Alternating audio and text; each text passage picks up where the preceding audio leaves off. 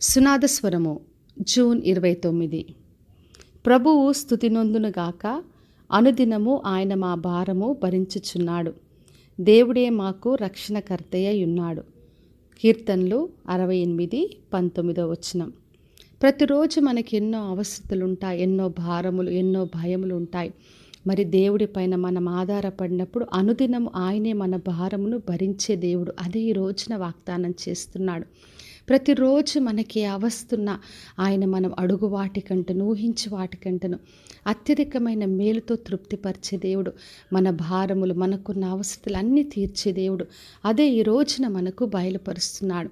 మరి ఇశ్రాయేల్ ప్రజల్ని చూసినప్పుడు అనుదినము దేవుడు వాళ్ళను మన్నాతో పోషించాడు, నీళ్లను అనుగ్రహించాడు. వాళ్ళకి ఎప్పుడెప్పుడు ఏ అవస్తున్నా ప్రభు వాళ్ళని చూసుకొని నడిపించాడు. అలాగే దేవుడు అనుదినం మనకు కావలసినవన్నీ సమకూర్చే దేవుడు.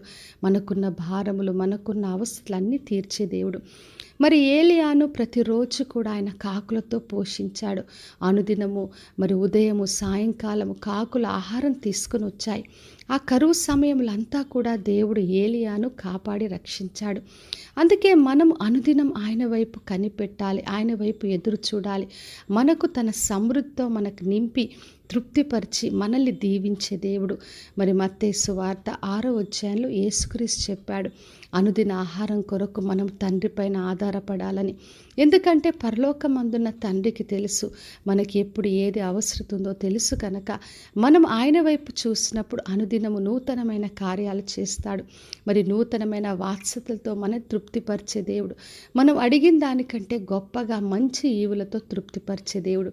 కాబట్టి నా ప్రియ సహోదరి సహోదర, మన తండ్రి వైపు చూద్దాం. ఆయనే మనకు రక్షణకర్తగా ఉన్నాడు.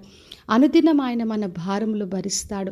ఏ అవస్తున్నా, ఏ అక్కరున్నా, ఎటువంటి భారాలైనా అన్ని విషయాల్లో ప్రభు చూసుకుంటాడు.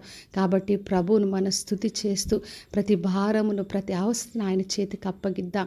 అనుదినం ఆయనను ఆశ్రయిద్దాం. ఆయన ప్రతిరోజు కూడా నూతనమైన కార్యాలతో ఆయన మనల్ని తృప్తిపరుస్తాడు. కాబట్టి విశ్వాసంతో ఆయనను ఆశ్రయించి ఆయన ద్వారా గొప్ప మేలును పొందుకుందాం. ప్రార్థన చేసుకుందాం.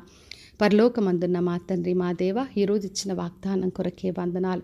ప్రతి ఒక్కరిని దీవించి ఆశీర్వదించండి దేవా. వారికి ఉన్న భారములు, భయములు, ఏ అవస్థలున్నా తండ్రి అనుదినం వారికి నూతనమైన కార్యాలు జరిగించండి.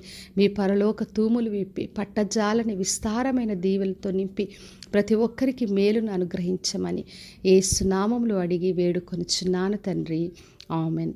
ఈ శుభవచనము వినుచున్న ప్రతి ఒక్కరి జీవితంలో నెరవేర్చబడునుగాక. నేను మీ ప్రియ సహోదరి మంజులా చరణ్.